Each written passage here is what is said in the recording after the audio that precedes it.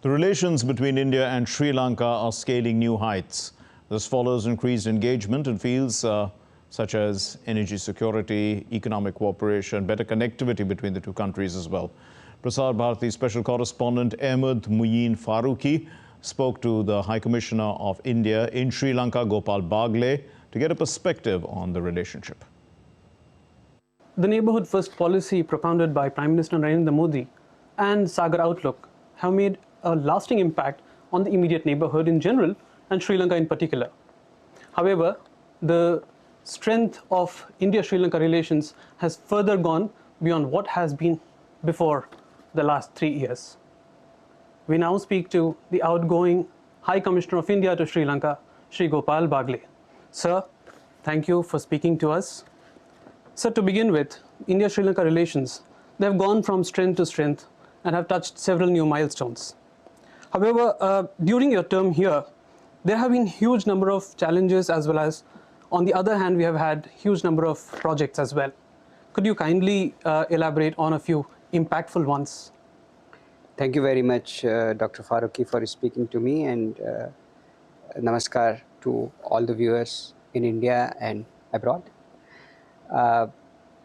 You're very right. It's the neighborhood first policy and the doctrine of Sagar, which means security and growth for all in the region, which have really brought a new impact and added new dimensions to our relations with Sri Lanka. Sri Lanka is an Indian Ocean country. It is situated in the Bay of Bengal. It's a member of BIMSTEC. And as such, our interactions with Sri Lanka are not only bilateral, but also important in the context of multilateralism and also growth and security in the region. So what happened in the last 3 years, which you referred to, is essentially the implementation in practice of the neighborhood first policy as well as the Sagar doctrine. How did it happen? You asked for a few examples which are impactful. See, at the end of the day, it is the people. In democracies, especially diverse democracies such as India and Sri Lanka, the people are at the center of the efforts. So when the people of Sri Lanka faced tremendous difficulties last year, and even before that in COVID, India came up with very, very effective and quick response. In COVID, you would recall, and your viewers would also recall, that Sri Lanka's first consignment of COVID-19 vaccines was a gift from the people of India, which arrived as early as January 2021, and it allowed the government of Sri Lanka to roll out their own vaccination program ahead of what they had planned. So vaccine Maitri, under that, and supply of COVID-related oxygen, medicines. I myself, when I arrived here in May 2020 during the height of COVID on a transport aircraft, I brought with myself, as was instructed by the leadership of the country and my seniors, I brought 12 tons of medicine consignment with me for the people of Sri Lanka. Moving onwards from there, the consequences of COVID for the Sri Lankan economy were very serious. And again, India touched another dimension of being the first responder. We did not wait for anyone else. India came up with assistance which totals around $4 billion. But the most important impact was on the daily life of the people. Fuel had run out, almost run out. There was shortage of foodstuff, medicine, essential items. So the line of credit extended by India and the fuel supplied from India became the lifeline. Similarly, the $1 billion credit line which was extended through the State Bank of India, that provided for the import of essential items, medicine, foodstuff. And even now, it is being used after one more extension for medicine. This is the reason why all over Sri Lanka, and during your stay, you would have interacted with many people. There is a sense of not only gratitude towards India at the level of even common people, but I think a deeper trust and a deeper desire to work with India, which presents tremendous opportunity for growth. Moving, the other achievement in another area is increased connectivity. The flights between Chennai and Jaffna are doing very well. We were able to demonstrate the feasibility of a ferry service 2 months ago, and now we are about to undertake regular ferry services. So these are, of course, again, people-centric initiatives that have touched the life of common people. But one thing which is very important is because as a result of the crisis that happened, there was effort also from the IMF to assist, although it's not directly related to the life of the common people, but it is in a sense. And India not only helped Sri Lanka bilaterally, but strongly supported a package from IMF, its expeditious conclusion and approval. Uh, India advocated that support very, very strongly. And not only that, we were the first country to give written assurances that we will make Sri Lanka's debt, which Sri Lanka owes to India, sustainable for Sri Lanka.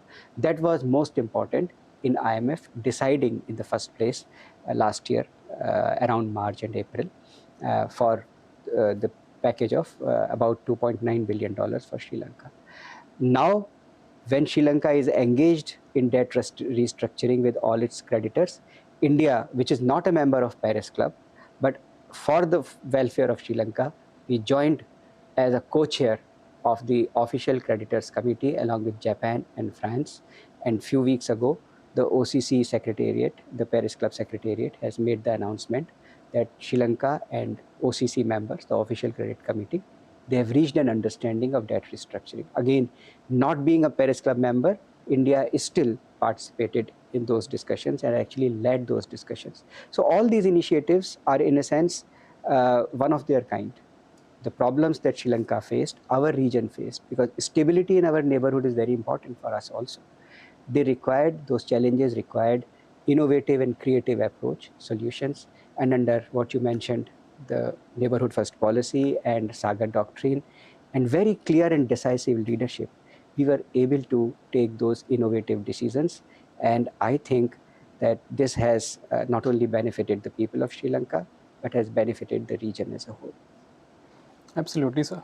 High Commissioner, you mentioned about connectivity. You cited a few examples that the flights between Jaffna and Chennai, as well as the ferry services which recently started. However, the recent developments have had connectivity in almost every facet. Even the recent joint vision declaration between India and Sri Lanka, which was brought out by Prime Minister Narendra Modi and Sri Lanka President Ranil Wickremesinghe, also mentioned connectivity as a central idea. How do you see this pan out in the future and in the months and years to come? See, there are three bases of India-Sri Lanka connectivity.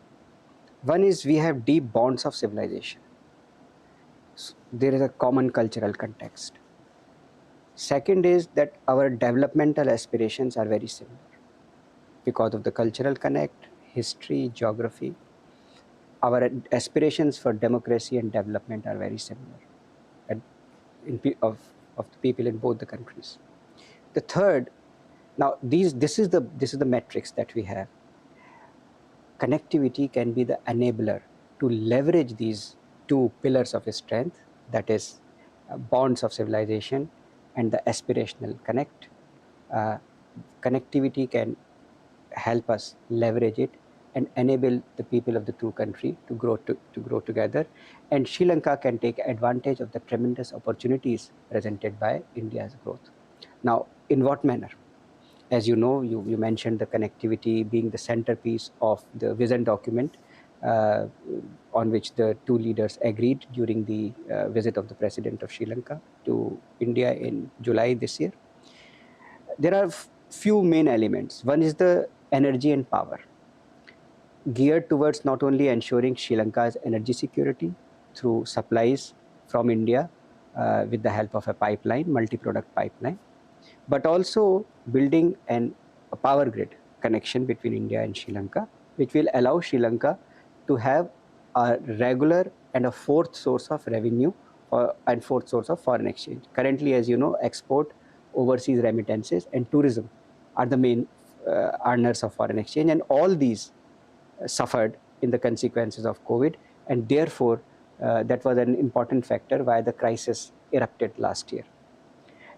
If Sri Lanka can develop quickly the enormous renewable energy resources it has, There is a World Bank study which says there is 56 gigawatt, 56,000 megawatt of offshore wind potential around the northern arc of Sri Lanka from Mannar to Trincomalee. You can very well imagine it can export to the growing Indian market, but can also get connected to the BBIN.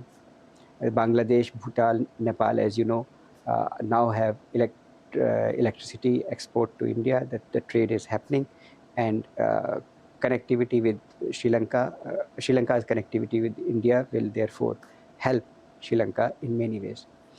So this is one. The second is overland connectivity. We are very close, just about 25-30 nautical miles of water between the two countries. We can find a suitable alignment which will take care of all the interests on both the sides, and an overland connectivity will help not only bring the people closer, promote more pilgrimage and tourism on both sides, but also regional trade, and can actually link Sri Lanka to what has been propounded in the G20 summit, the India-Middle East corridor, connectivity corridor. So that will be a game changer. The third dimension is financial and digital connectivity.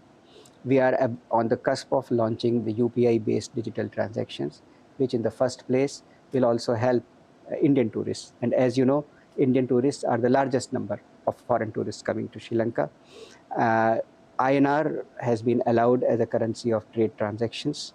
So once we go to the digital level, then the opportunities are enormous. So I would say that these layers of various types of connectivity, there is political will on both sides. Now it is up to the governments to find a quick way to implement them. I must tell you and your viewers that we have taken decisions to conduct joint studies for the pipeline. Technical discussions on the power grid are almost nearing completion, and very soon we should be discussing some framework related to the connectivity corridor between the two countries. So truly speaking, building bridges has been one of the most important tasks of connectivity. However, this year we have also noticed that it is a year full of milestones. We celebrated the 200 years of the first arrival of the Indian origin Tamils to Sri Lanka. It's also the year in which we observe the 75 years of establishment of diplomatic ties between India and Sri Lanka. How do you see India plan to commemorate all these milestones, sir? You're right, India and Sri Lanka have completed 75 years of their respective independence in the recent past, but also diplomatic relations, 75 years. Both countries in India, as we know, we are moving towards our Amrit Kal, 2047, 100 years, and this Amrit Kal will transform India. Similarly, the leadership of Sri Lanka has a vision to transform Sri Lanka into a developed country by 2048. That is another ground for us to collaborate very closely. You mentioned about other milestones like the 200 years of arrival of Indian origin Tamils as plantation workers. Actually, if you see Sri Lanka's wealth and Sri Lanka's image as a plantation produced country, tea exporting country, is built on their sweat and hard work. So they have made tremendous contribution not only to Sri Lanka's economy, but in various walks of life, society, education, bureaucracy, even political leadership. So India recognized this many years ago, decades ago, and in the recent past, we have come up with fresh initiatives. Honorable Finance Minister, when she visited Sri Lanka 2 months ago, 1.5 months ago, then there were fresh initiatives announced. When the Prime Minister Shri Modi had come, he had announced 10,000 houses, additional houses beyond what we had already done in the plantation segment. I'm very happy that the foundation stone of that project was laid during the Finance Minister's visit. It required reviewing the costs because of various disruptions and other economic factors. So, but we were able to do that, and now that project will be there. Similarly, in the field of health and education, there are a number of new initiatives which have been announced, and you will see them roll out in the coming weeks and months. In terms of Eastern Province also, during the visit of during the visit of President Vikram Singhe, we were able to come up with a package for the Eastern Province, similarly focused on the developmental cooperation. So essentially, for joint commemoration, there was, of course,